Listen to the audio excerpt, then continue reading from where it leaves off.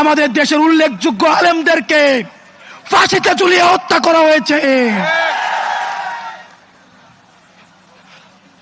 আমরা এই বিচার নিশ্চিত না করা পর্যন্ত দুনিয়ার কোন শক্তি নাই আমাদেরকে রাজপথ থেকে উৎখাত করবে। প্রিয় সহযোদ্ধ, আপনারা জানেন ক্ষমতার লোভে অনেক রাজনৈতিক দল আওয়ামী লীগকে মাফ করে দেওয়ার আলাপ তুলেছে।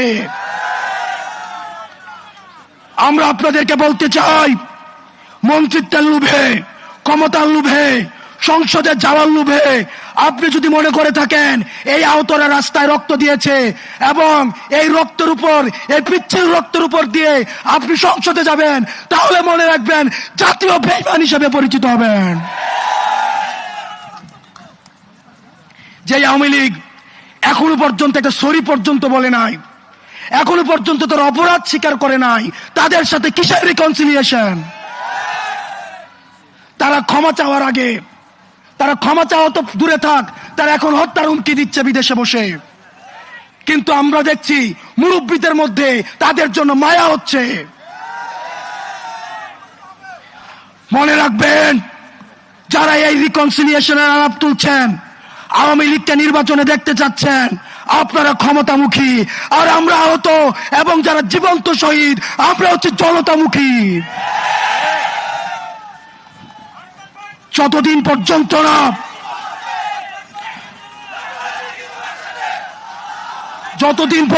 না আওয়ামী লীগের বিচার নিশ্চিত হবে, ততদিন পর্যন্ত আগে বিচারের প্রশ্ন। আমি মুরব্বীদেরকে বলতে চাই, যারা বিশেষজ্ঞ রাজনীতিবিদ আছেন, যারা রাজনীতি করছেন, আপনারা ক্ষমতায় যাবেন, গণতন্ত্র প্রতিষ্ঠিত হবে, ভোটাধিকার প্রতিষ্ঠিত হবে, এগুলোর জন্য আমরা আন্দোলন করেছি।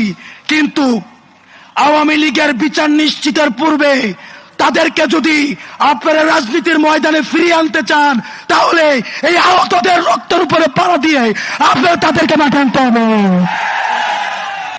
গত 16 বছরে আলেম ওলামাদেরকে, যারা গণতন্ত্রের পক্ষে কথা বলেছে,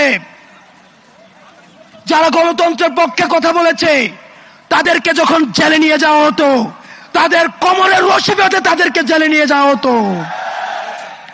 কিন্তু আমরা দেখছি আজকে যাদের হাতে 2000 শহীদের রক্তের দাগ লেগে আছে, তারা যখন জেল থেকে বের হয় মনে হয় শ্বশুর বাড়িতে পিকনিক করতে আসছে। আমরা খবর পেয়েছি ক্যান্টনমেন্ট গুলাতে, জেলখানা গুলাতে নাকি রাতের বেলায় ব্যাডমিন্টন খেলার আয়োজন করা হয়। প্রশাসন, পুলিশ প্রত্যেকটা স্তরে স্তরে এই ফ্যাসিজমের আখড়া গড়ে উঠেছে। প্রত্যেকটি জায়গা থেকে ফ্যাসিবাদকে উৎখাত করতে হবে। প্রিয় সহযোদ্ধা, আপনারা জানেন 71কে পুঁজি করে আওয়ামী লীগ গত 16টা বছর শত মায়ের বুক খালি করেছে, শত স্ত্রীকে বিধবা করেছে, শত সন্তানকে এতিম করেছে, শত মাকে সন্তান হারা করেছে। এই 71কে পুঁজি করে যারা এই 71কে আওয়ামী লীগীকরণ করেছে, তাদেরকে বিচারের আওতায় আনতে হবে। প্রিয় সহযোদ্ধা, 71কে পুঁজি করে যাদের ইজ্জত লুণ্ঠন করা হয়েছে, যাদেরকে ফাঁসিতে ঝুলানো হয়েছে, যেই ফ্যামিলিগুলোকে মানুষের সামনে লজ্জিত করা হয়েছে, সেই ফ্যামিলিগুলোর ইজ্জত ফিরিয়ে দিতে হবে। প্রিয় সহযোদ্ধা, আপনারা দেখেছেন প্রশ্নবিদ্ধ এক বিচারের মধ্য দিয়ে